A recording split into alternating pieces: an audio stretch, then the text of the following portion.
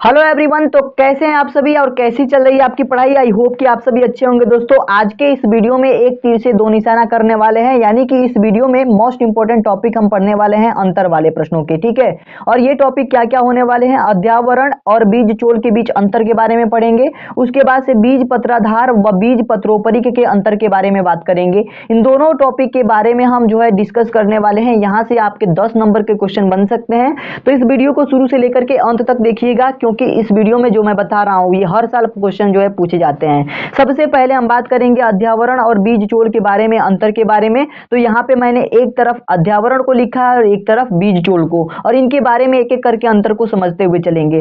पहले अंतर की बात करें तो पहला अंतर आप सभी के सामने है, बीजांड का बाहरी आवरण अध्यावरण कहलाता है, यानी कि बीजांड के बाहरी आवरण को ही हम अध्यावरण कहेंगे। और बीज चोल की बात करें तो निषेचन के बाद अध्यावरण बीज के कवच या बीज चोल में परिवर्तित हो जाता है। निषेचन के बाद जो अध्यावरण होता है ना, वो खुद जो है बीज चोल में परिवर्तित हो जाता है या कवच में परिवर्तित हो जाता है। ठीक है, अगले अंतर की बात करें तो यह बीजांड काय व भ्रूण कोश की सुरक्षा करता है। ये जो अध्यावरण होता है ना, ये क्या करता है, भ्रूण कोश की जो है सुरक्षा करता है या बीजांड काय की सुरक्षा करता है। और बीज चोल जो होता है यह भ्रूण की सुरक्षा करता है। केवल किसकी सुरक्षा, भ्रूण की सुरक्षा करता है। ठीक है, अब आगे बात करें तो अंतिम अंतर इन दोनों के बीच में है कि यह पतली चिकनी व जीवित कोशिकाओं का बना होता है। कौन, अध्यावरण। ठीक है, अध्यावरण किसका बना होता है, पतली चिकनी जीवित कोशिकाओं से। और ये जो बीज चोल होता है यह मोटी कठोर और मृत कोशिका से बना होता है। ठीक है, आई होप कि आपको यहां तक कोई भी दिक्कत नहीं होगा। अध्यावरण और बीज चोल के ये जो सिंपल मैंने यहाँ पे अंतर बताए हैं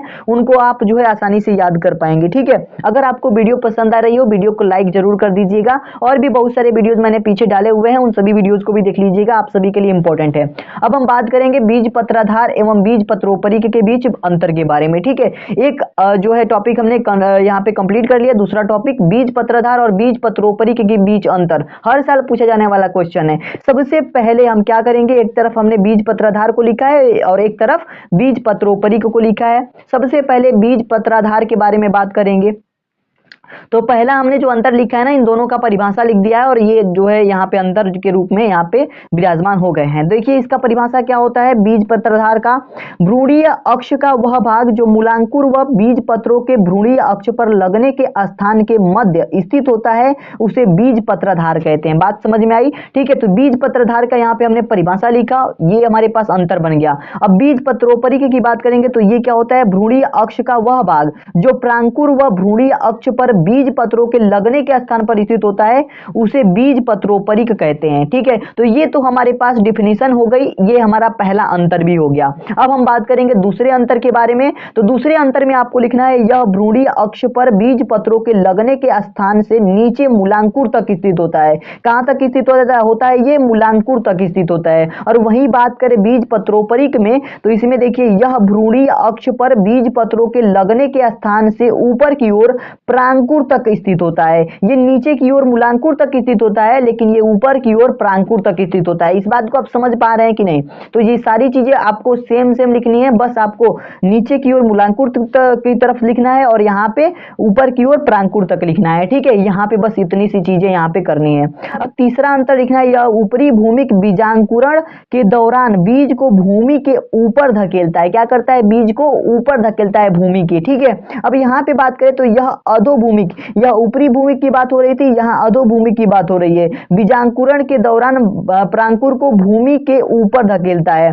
जो प्रांकुर होता है ना, प्रांकुर को क्या करता है, भूमि के ऊपर धकेलता है, और यहाँ पे ये क्या करता है, बीज को भूमि के ऊपर धकेलता है। दोनों बात समझ में आ रही है कि नहीं। ये ऊपरी भूमिक होता है, ये अधोभूमिक होता है। ठीक है, तो ये सारे अंतर थे जो हमने देखा बीज पत्राधार और बीज पत्रोपरिक के बीच। ठीक है, तो ये बीज पत्राधार और बीज पत्रोपरिक के बीच जो है 3 अंतर यहाँ पे हमने लिखे हुए हैं, जो कि एनफ है आप सभी के लिए। इन तीन अंतर को जरूर याद कर लीजिएगा। इसी के साथ हमने ये भी बताया कि अध्यावरण और बीज चोल के बीच क्या अंतर है।